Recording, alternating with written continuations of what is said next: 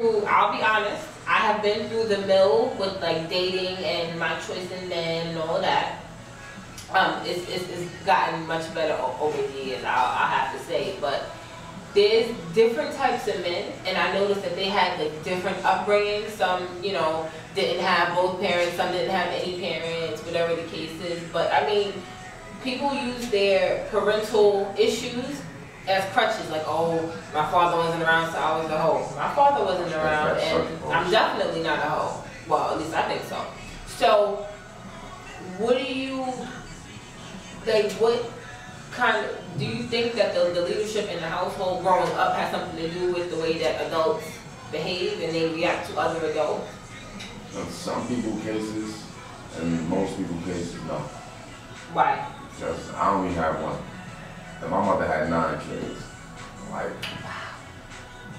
I don't say, oh, my father wasn't around, I was this and I was that. Nah, it's all about you. It's all about strong you are, what you can say.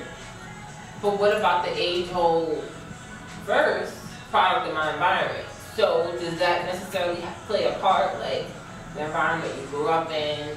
That will, if the environment is more than the house, like in the streets too. Say that again? If the environment is more than the house? Yeah, it's in the streets too, because you're not only raised in the house, you're raised by the streets too when you growing up. Streets and the media will raise your children if you don't do it. For sure. They doing it now. Ridiculously. Okay. That's how it go. But some people are affected by not having both parents. I think it's more females be affected than males. Because anything, a guy just have resentment for his father, but it won't affect how he'll grow up and start acting. Yeah. Females, they'll deny it and then they'll come to a point where they'll accept it. Like me, I denied it for years, resented my mother because deep down I really hated my father. And now it's like, damn, like I've shifted my anger, and I think people should do that sooner because the people who really love you, they suffer. And that's, that's as real as I can be. Like, your anger should be shifted. Be mad at who you're supposed to be mad at. Point blank, period.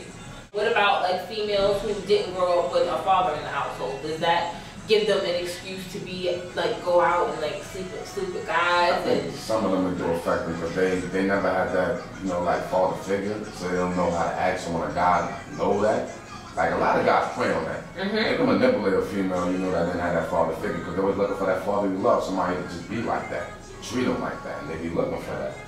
Like a lot of females, yeah, they fall susceptible to that shit. 35, 45-year-old females that they can't fight their way out of the paper bag. They're just so like numb to everything, and they just don't get it. And it's, I feel like if my mother wasn't as strong as she is, like it would be over for me. Like I have no idea what I would have done with my life. Like, and it's, females need that. Yeah. It's sad that they don't. It's to the point now where you can almost point out the females who needed more help than they got growing up, and it's like, man. You have any questions for me? And I have one more for you before we close out, but I definitely, and I think that this is a really important one, but go ahead. I'm curious because I've asked you so many questions, and I talk a lot. And I put in so much of my own everything. What do you... What's a women's perspective on a guy that's a hoe? What do y'all consider a guy that's a hoe? We call guys hoes. Honestly, women don't know what guy is a hoe unless his business is out there. Like, when you shit in your own backyard, it's always out there. So I feel like men that are more careful, I don't consider them hoes. I may say it, but a hoe is a man that I feel like I don't respect because he's so promiscuous and he's so out there about it. Like, if you're gonna be out there and be screwing around, be discreet about your shit. Like, discretion is key. You cannot, like, if you're discreet about something and I find out, I'm gonna respect you more because you were discreet, and regardless of whatever, there was some realness within the whole situation. Like, you kept everything real. So it's like, yo, why would men they're out there. They're out there doing everything with everybody. But when they get caught, it's like, no. Like, y'all deny it to the bitter end. And it's like, yo, discretion and honesty. Take it to the grave. You have to. Now, this question right here, probably guys will be interested in this, but similar to like what's the deal with women in marriage? Not to say that men don't want to do it, but why do y'all press it so hard and so early? Because it's just like when you're younger and you're in a relationship and you get, oh, we made it official, and everybody just, it's the admiration. Women want to get married for the attention that it brings, because we want the ring, we want everything that comes with it, and that fairy tale lifestyle. When in all reality, if he's busting your ass up and down the stairs, you're just gonna be married and he's gonna be busting your ass up and down the stairs. That's all it means. Like for me, anyway. Like I'm not gonna, get married just to be married. Like you could just buy me a nice ring and I'll be, that's perfectly fine. I don't necessarily want to be married until it's, it's a joint decision and it's not forced. You cannot force somebody to be with you no matter what you do.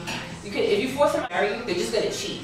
Like you can't force somebody into something that they don't want to be in, and putting pressure on them, it takes away the intimacy and it makes them want to cheat faster than they already are, or that they might be.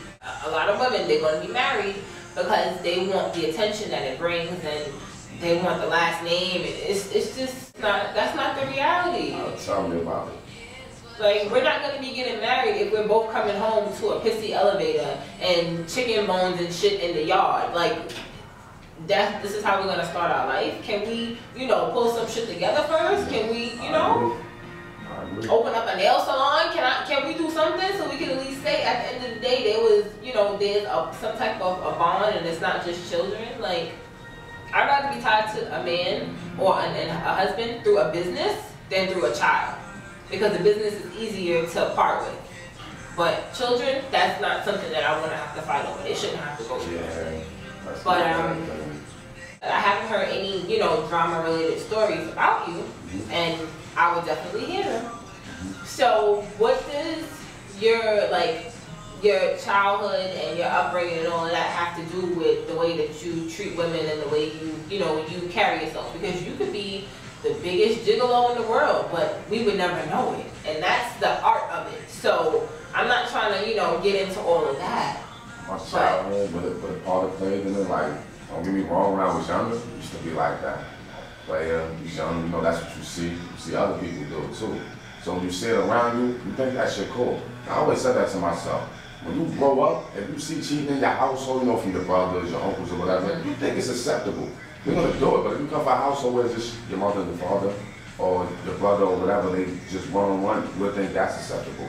But as I got older, and the first time I got hurt is what made me realize, like, what I did to all the other women. Like, that shit came back tenfold. So then, I think after guys finally get hurt, then they start to wake up and realize, like, alright, that shit ain't cool. Like, sometimes you gotta just chill. That just made me be like this. This is why you really don't hear nothing, because when I wasn't in a relationship, I never told a girl, like, I wanted to be with you or anything. I'm straight up, I don't want a relationship right now. We do, it is what it is. So it's nothing to gossip about, because what can you talk about? That's it. It's not, that's it. Point. And I wasn't in a relationship for years, so it was just cool, just friends. And my thing is, I don't deal with people in the hood either.